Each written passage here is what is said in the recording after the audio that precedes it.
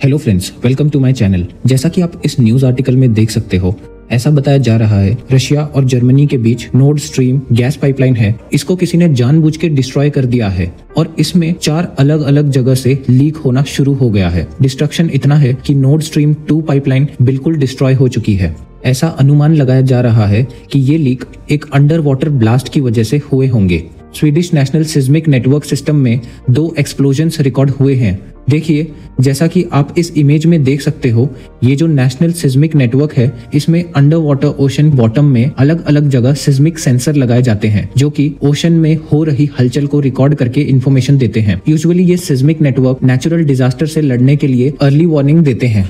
और अब इस डेवलपमेंट से यूरोप बिल्कुल भी खुश नहीं है, क्योंकि जो ये गैस पाइपलाइन है ना, ये यूरोप और रशिया दोनों के लिए काफी इंपॉर्टेंट है। रशिया इस पाइपलाइन के थ्रू अपनी गैस का 1/3 से भी ज्यादा हिस्सा यूरोप को और जर्मनी को प्रोवाइड करता है, जो कि रशियन इकोनॉमी के लिए काफी बेनिफिशियल है। लेकिन फिलहाल रशिया पर लगे सैंक्शंस की वजह से यूरोप कुछ खास इंपोर्ट नहीं कर पा रहा।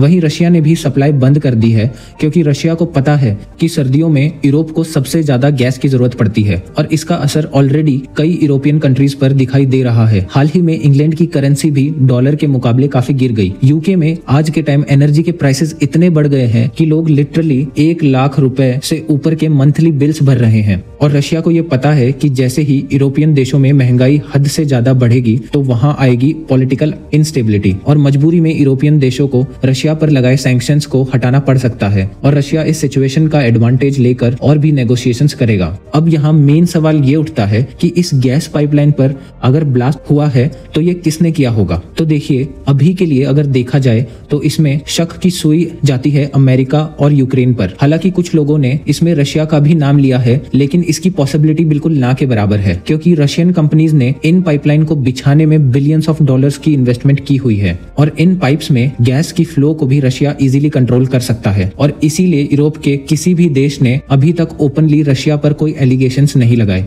तो अब अगर हम यूक्रेन की तरफ देखें तो यूक्रेन रशिया के साथ वॉर में इतना उलझा है कि वो अपनी टेरिटरी को ही डिफेंड करने में बिजी है। इस इंसिडेंट्स में अगर ये शक की सुई किसी पर अटकती है तो वो बिल्कुल यूनाइटेड स्टेट्स ऑफ अमेरिका है, क्योंकि ऐसा करने के लिए अमेरिका के पास काफी रीजंस हैं। अगर हम डोनाल्ड ट्रंप के टाइम पर देखें तो Donald Trump Nord stream 2 project के टोटली अगेंस्ट थे, क्योंकि इनको ये पता था कि अगर ये प्रोजेक्ट कंप्लीट होगा तो पूरा का पूरा यूरोप एनर्जी के लिए टोटली रशिया पर डिपेंड हो जाएगा। इसी के चलते ट्रंप ने रशिया पर ऐसे सैंक्शंस लगाए जिसकी वजह से ये प्रोजेक्ट एकदम रुक गया था। लेकिन फिर जो बाइडेन के अंडर जर्मनी के प्रेशर में आकर यूएसए ने सैंक्शंस हटा दिए। यूएसए बिल्कुल ये चाहेगा कि इनकी गैस का भी मार्केट यूरोप में बना रहे और यूएसए महंगे दामों पर अपनी गैस को यूरोप में एक्सपोर्ट कर सके। और इसके बीच अगर कोई रोड़ा है तो वो है ये गैस पाइपलाइन। और इससे अलग, जब रशिया यूक्रेन वॉर शुरू नहीं हुआ था तो जब एक इंटरव्यू के दौरान जो बाइडेन से एक रिपोर्टर ने कुछ पूछा तो इन्होंने साफ साफ ये कहा था कि अगर रशिया यूक्रेन पर अटैक करता है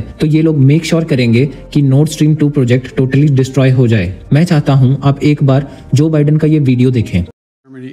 If Russia invades, that means tanks or troops crossing the border of Ukraine again. Then there will be no longer a Nord Stream 2. We will bring an end to it. How will you do that exactly, since the project and control of the project is within Germany's control? We will, I promise you, we'll be able to do it. अब ये video देखकर भी आपके दिमाग में एक clarity आई होगी कि क्यों ये शक की सुई सीधे अमेरिका पर आकर रुकती है। इसीलिए आज के समय ना सिर्फ रशिया बल्कि यूरोप भी काफी गुस्से में है। और अगर कल को ये कंफर्म हो जाता है कि ये अटैक अमेरिका ने ही कराया था तो ऑल टुगेदर ये वॉर एक डिफरेंट मोड ले लेगा। रशिया भी कोशिश करेगा यूएसए के एनर्जी सोर्सेज को डिस्ट्रॉय करने की और वहीं यूरोप भी अमेरिका के अगेंस्ट शायद कोई एक्शन ले ले। और मैं बिल्कुल भी पॉसिबिलिटी को मना नहीं करूंगा कि कल को अगर एक छोटी सी गलती या मिसअंडरस्टैंडिंग की वजह से वर्ल्ड वॉर 3 शुरू हो जाए। तो दोस्तों, ये था वीडियो का एंड। आपको क्या लगता है प्लीज कमेंट करके बताएं। Thank you and have a great day.